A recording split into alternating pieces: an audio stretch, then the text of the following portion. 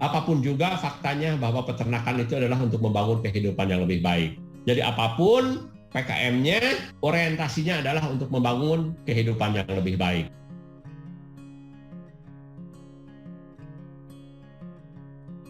Akan menyampaikan mengenai skema-skema pada program kreativitas mahasiswa. Nah, mengapa lebih dahulu? Karena memang harus diantisipasi lebih dulu untuk kepentingan tugas nanti. Program kreativitas mahasiswa itu menjadi penting dalam konteks pengembangan bisnis dan kewirausahaan, begitu ya. Karena pada dasarnya pengembangan bisnis dan kewirausahaan itu basisnya adalah kreativitas. Bisnis kita semua sangat familiar, begitu ya, sangat familiar dengan apa yang namanya mie instan, begitu ya. Sejak kecil saudara sudah makan mie instan, barangkali juga ada yang sehari bisa 2 kali 3 kali makan mie instan, begitu ya. Tapi kalau Anda perhatikan, mie instan itu dari waktu ke waktu itu selalu bergerak. Ya, selalu bergerak dalam arti selalu ada inovasi-inovasi terkait dengan diversifikasi produknya. Satu hal yang menarik dari salah satu mie instan itu adalah mulai menyasar kreativitas berdasarkan kesukuan di Indonesia ini. Sesuatu yang sangat menarik bagi Indonesia, karena Indonesia terkenal dengan keragaman Bhinneka Tunggal Ika. Misalnya yang Anda tahu apa? Kira-kira mie instan yang didasarkan produknya didasarkan kepada aspek-aspek kesukuan, ras, begitu, daerah, begitu, ya. Bisa menjawab Pak. Ada itu di Indomie mie Aceh sama mie Padang Pak. Ada mie Aceh, ada mie Padang, ada apa lagi lah macam-macam begitu. Dan produk tersebut saya sih apresiatif dalam konteks bagaimana dia mengembangkan kreativitas. Satu-satunya produk Indonesia yang bisa merajai produk pangan di beberapa negara Afrika, menguasai hampir 90% pangsa pasar begitu. Itu adalah mie-nya Indonesia begitu ya, katakanlah Indomie begitu ya. Dan itu juga ternyata kreativitas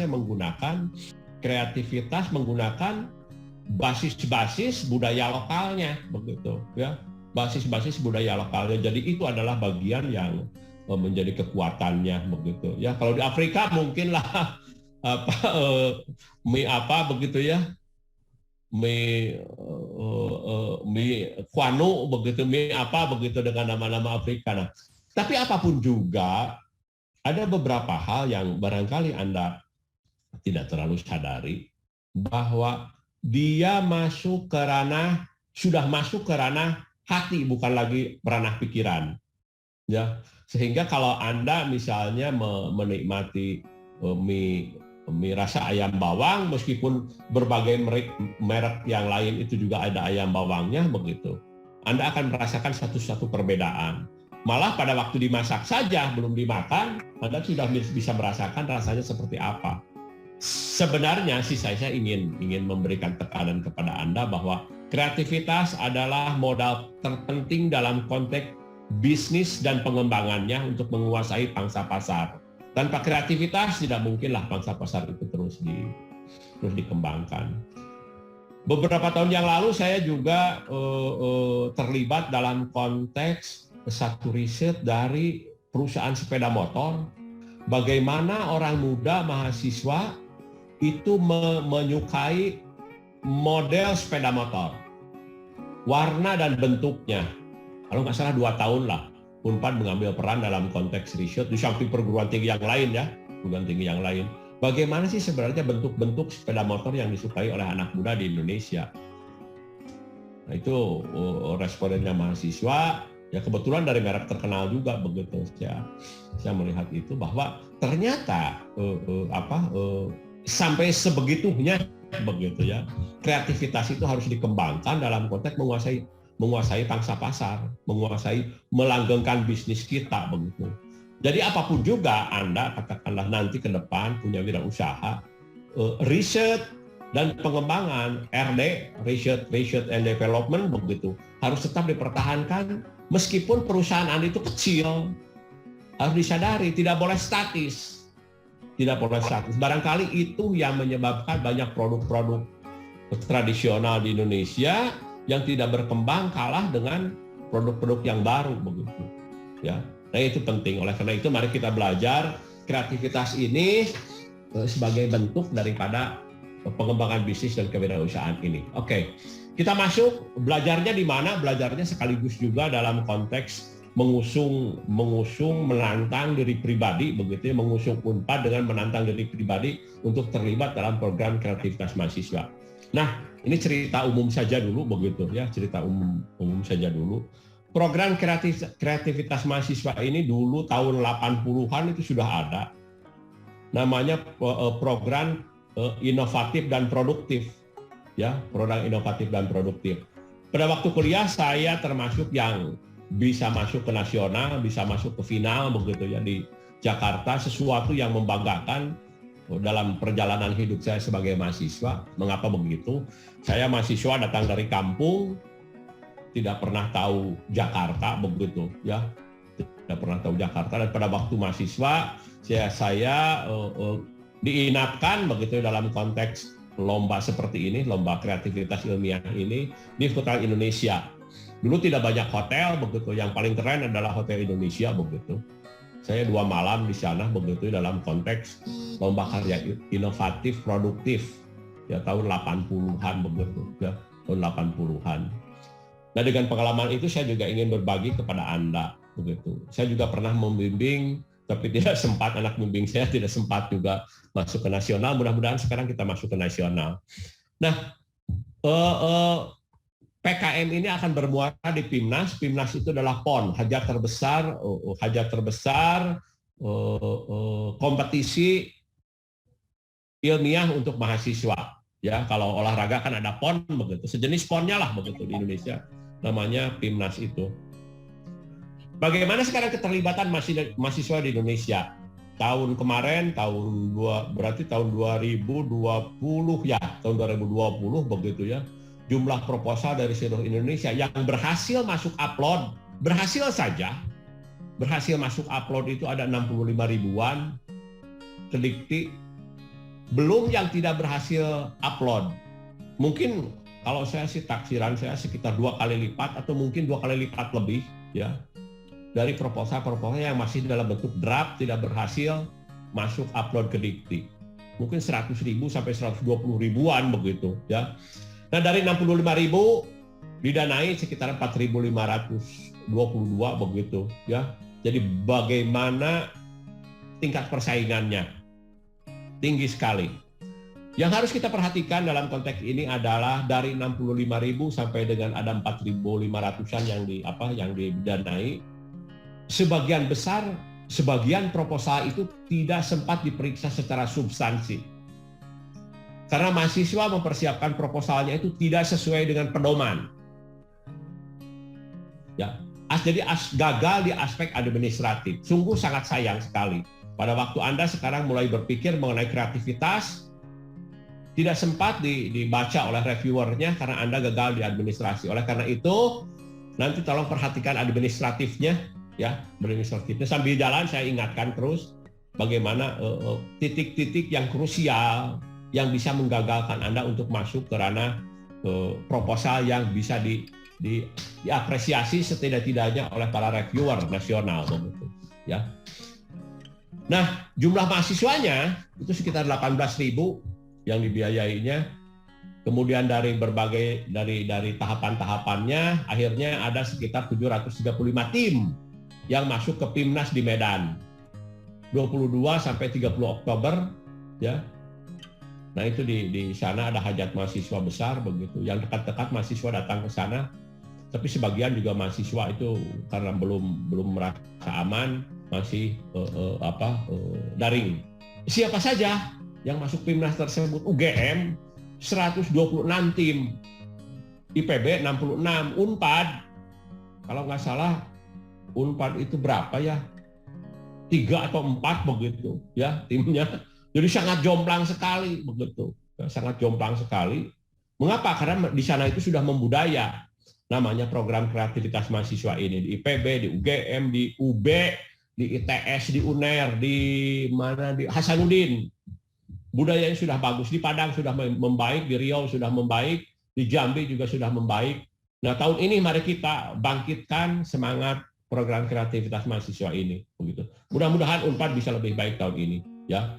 Dan itu adalah dari Anda. Ya, dari Anda tentu saja mendapat pendampingan dari dosen. PKN 22 saya kira ini tidak terlalu penting. Nah, kita kenali kira-kira skemanya apa saja. Skemanya apa saja. Mungkin tidak kelihatan, tapi di bahan sudah di-share sama Pak Cecep begitu ya. Nanti masing-masing kelas nanti di-share skemanya ini, ya.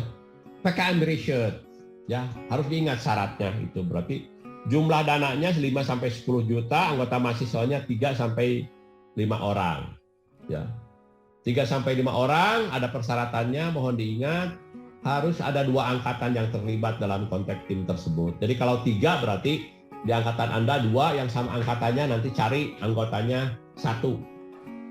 Itu bisa berkonsultasi dengan dosen masing-masing, kira-kira siapa, ya. Karena dosen walinya punya mahasiswanya, begitu, ya, ke atas atau ke bawah dari angkatan Anda. Ya, kalau Anda mau 5, begitu, mau maksimal berarti Anda siapkan di kelas tersebut 4. Minimal ada 1 dari kelas yang lain. Ini bisa juga lintas bidang ilmu. Ya, lintas bidang ilmu.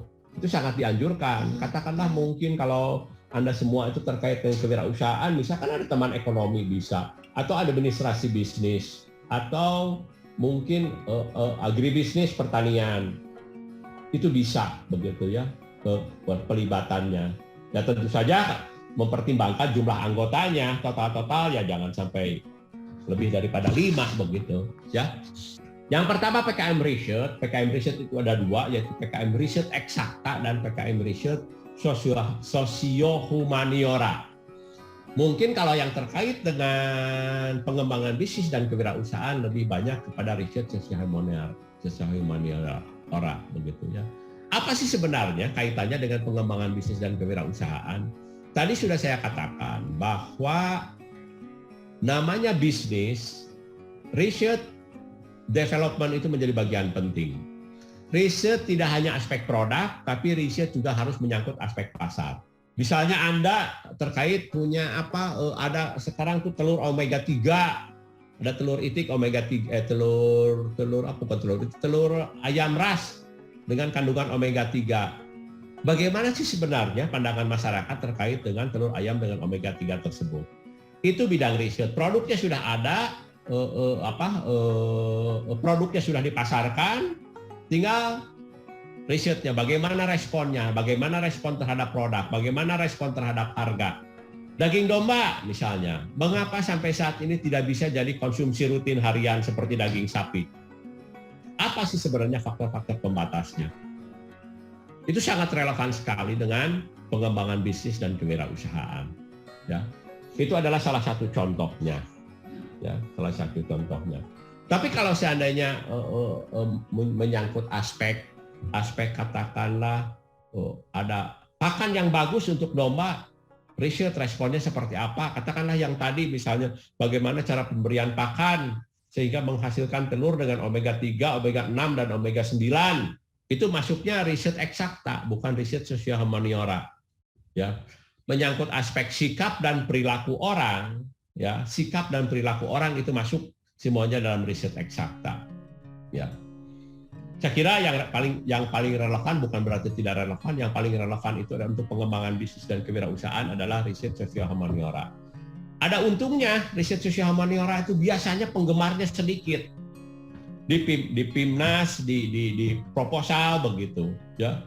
Itu biasanya sedikit penggemarnya. Ya. Kebanyakan teman-teman eksakta dari MIPA itu yang merajai PKMR ini, ya.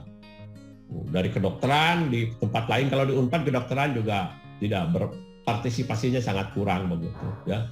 Kalau perguruan tinggi yang lain UGM, UNER begitu. Ya UB, anak-anak kedokteran itu sangat dominan begitu ya dalam konteks riset. Bisa juga misalnya menyangkut aspek riset zat aktif dari tanaman-tanaman untuk pengembangan produk jamu terstandar untuk domba, untuk sapi begitu. Itu bisa dikembangkan. Tapi namanya riset itu harus ada alasan logiknya kaitannya dengan hubungan antar variabel. Kalau Anda katakanlah misalnya hanya memeriksa daun tertentu, zat aktifnya apa, itu sebenarnya bukan riset. Riset itu harus ada kaitannya dengan kepentingan. Ya, kepentingannya untuk apa sih sebenarnya? Misalnya kunyit putih, itu zat aktifnya apa, digunakan untuk pengendalian kanker misalnya. Kalau hanya melihat zat aktifnya saja, kan tidak usah riset. Simpan saja di laboratorium. Zat aktifnya apa, diperiksa.